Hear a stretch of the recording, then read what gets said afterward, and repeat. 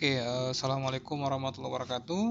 Jumpa lagi dengan saya, Walid Umar. Pada video kali ini, saya akan menjelaskan terkait materi Open System Interconnection ya.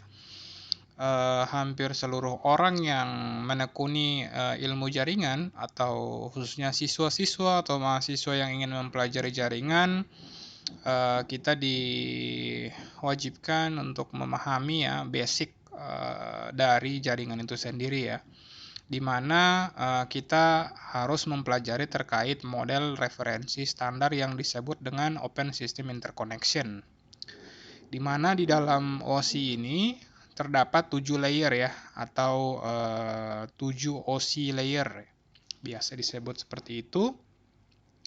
Secara umum, model OSI membagi berbagai fungsi network menjadi 7 lapisan, sedangkan lembaga yang mempublikasikan OSI ini adalah International Organization for Standardization atau ISO ya. Jadi merupakan sebuah organisasi internasional yang mengatur standarisasi yang ada di dunia. OSI sendiri menjadi semacam referensi atau acuan bagi siapa saja yang ingin memahami cara atau bagaimana jaringan komputer itu bekerja ya. Dari jaringan tersebut dikirimkan sampai jaringan tersebut diterima.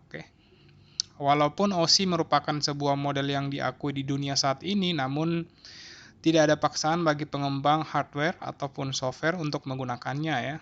Sebagai contoh pada model DARPA ya, model koneksi DARPA yang agak sedikit berbeda dengan OSI. Bahkan internet bisa berkembang sangat pesat saat ini itu tidak terikat dengan konsep OSI ya.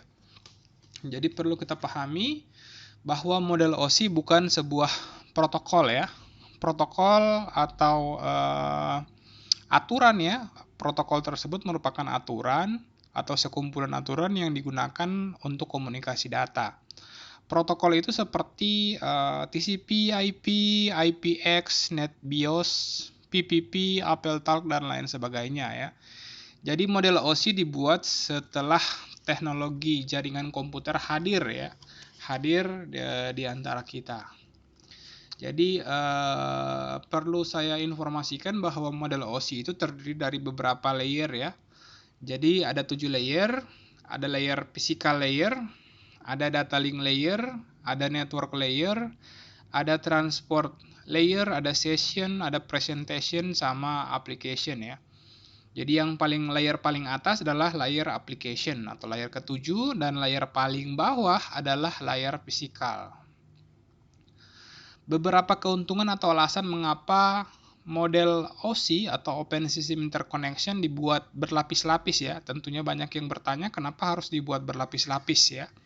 Yang pertama, memudahkan siapa saja, khususnya pemula, untuk memahami cara kerja jaringan komputer secara menyeluruh. Jadi, OSI ini merupakan kerangka untuk mempermudah kita ya, sebagai pemula ya, untuk memahami cara kerja jaringan komputer. Yang kedua, memecah persoalan komunikasi data yang terlalu rumit ya, menjadi bagian-bagian yang kecil atau lebih sederhana sehingga dapat memudahkan proses troubleshooting ya.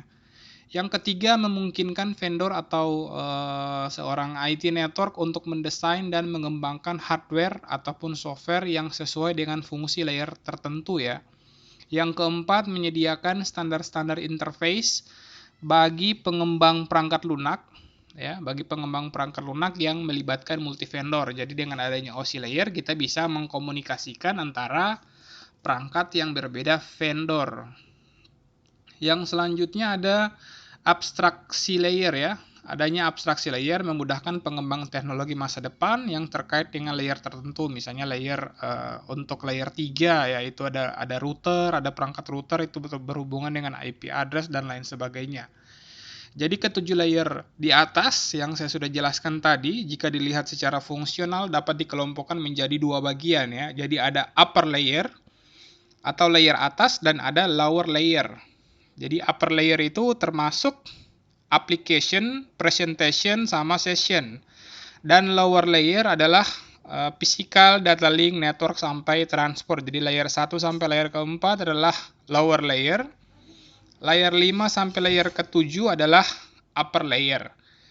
Oke, sekian penjelasan saya ya terkait Open System Interconnection. Kenapa kita harus mempelajari terkait Open System Interconnection? Semoga apa yang saya sampaikan bermanfaat. Mohon maaf atas segala kekurangan. Wassalamualaikum warahmatullahi wabarakatuh.